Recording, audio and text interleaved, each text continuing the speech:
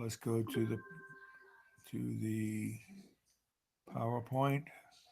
So we're talking about the skeletal system, and uh, so we know that the skeletal system uh, has bones, cartilage, joints, ligaments, and other connective tissues. Uh, what does it do? Support storage of calcium, phosphorus, fat,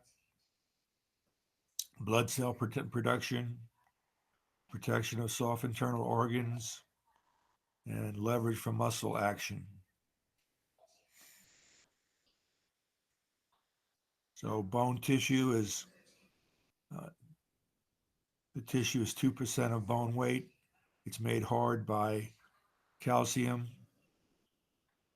crystals, and collagen fibers there for strength and flexibility to some extent. Uh,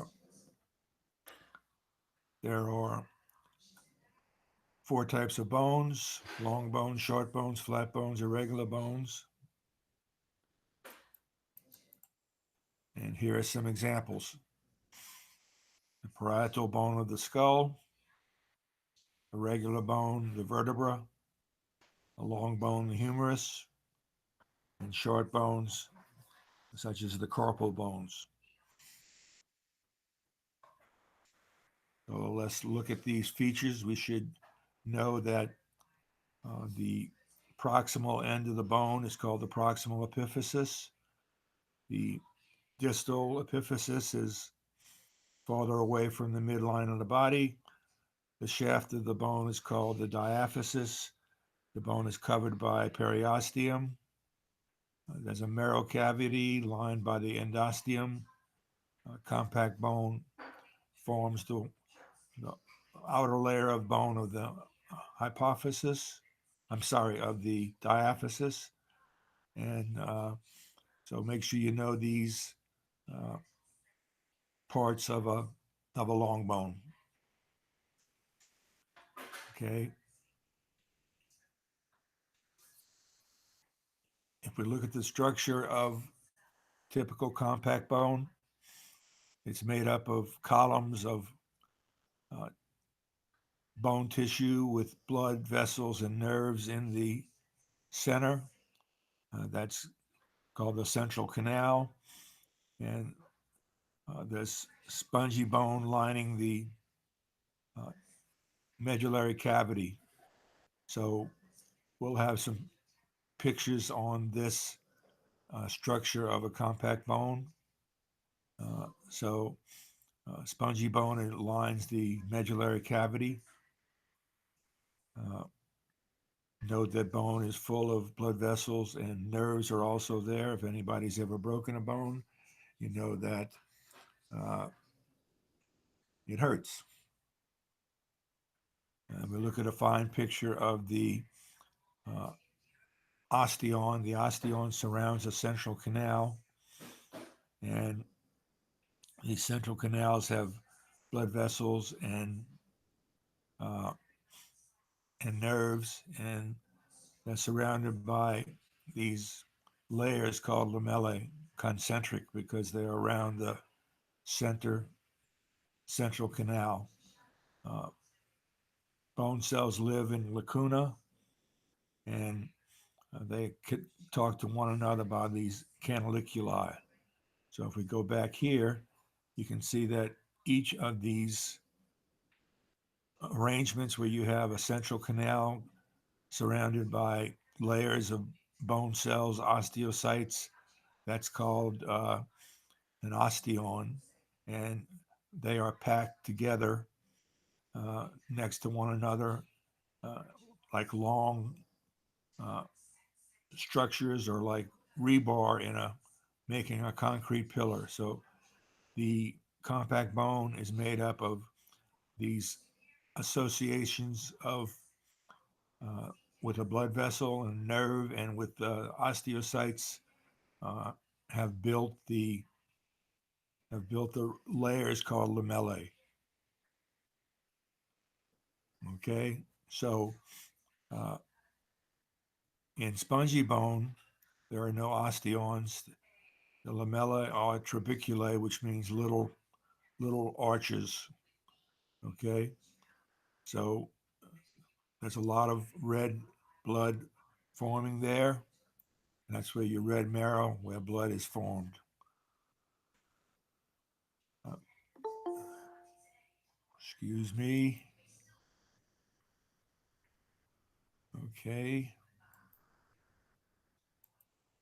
Okay, so cells that maintain living bone are mature cells called osteocytes, osteoclast breakdown bone, osteoblast, uh, uh, bill bone. So these cells are very active. Your bone in your body is constantly uh, broken down and built up. So to maintain the calcium level in your body, and uh, so bone is a very active living tissue. Again, it's where red blood cells are produced and uh, where calcium is stored, and the calcium is uh, it's needed is moved out of bone or back into bone. Okay, so how are bones formed? Intramembranous ossification is the uh, formation of uh, bones of the skull, flat bones of the skull, mandible, clavicle, and so on. Uh, uh, this intramembranous ossification produces spongy bone, then compact bone. If you look at the endochondral skeleton of a 16-week fetus, uh, you can see that all the bones are uh, formed by cartilage, endochondral bones, and intramembranous bones will be primarily the flat bones of the skull. As the fetus grows in the womb, those endochondral bones are going to be converted into uh, bones with calcium and collagen fibers, and they'll become hardened and uh, lead to the final fetal skeleton. So, endochondral ossification. So, ossification means the formation of bones. Endochondral means we're starting with cartilage, and most bones are formed this way. The cartilage model is replaced by bone. It starts in the diaphysis and then it's in the epiphysis.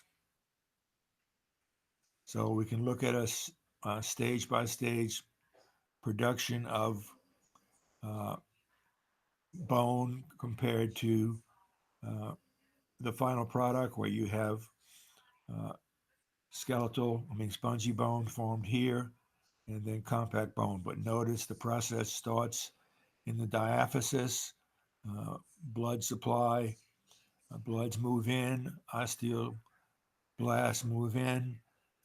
This is the primary ossification center, and eventually you'll have compact bone along the diaphysis, and uh, spongy bone will be formed at the either end of the in a secondary ossification center.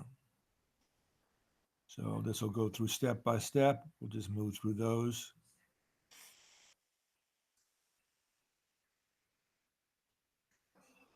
How do bones grow? Bones appositional growth.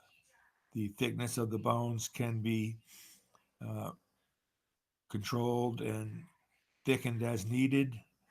Uh, Bone can be reabsorbed, bone can be built.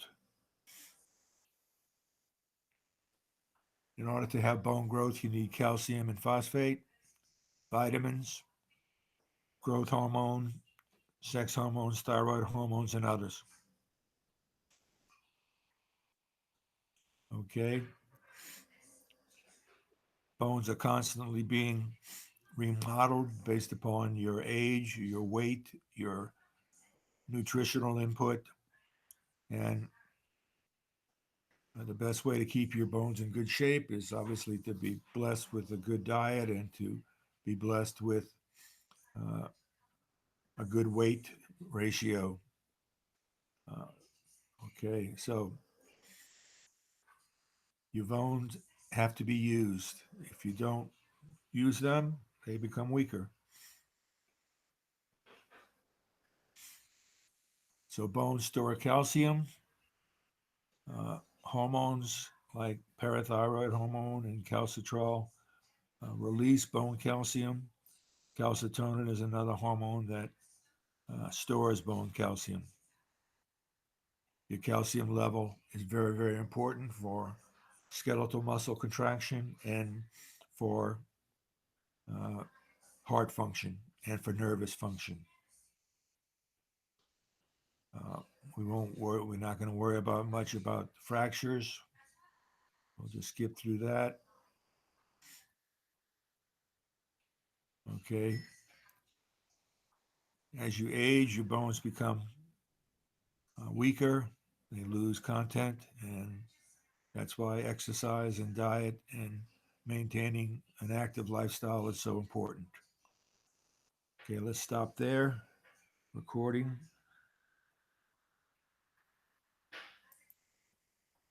We'll have about a 15-minute. Stop recording there for a moment.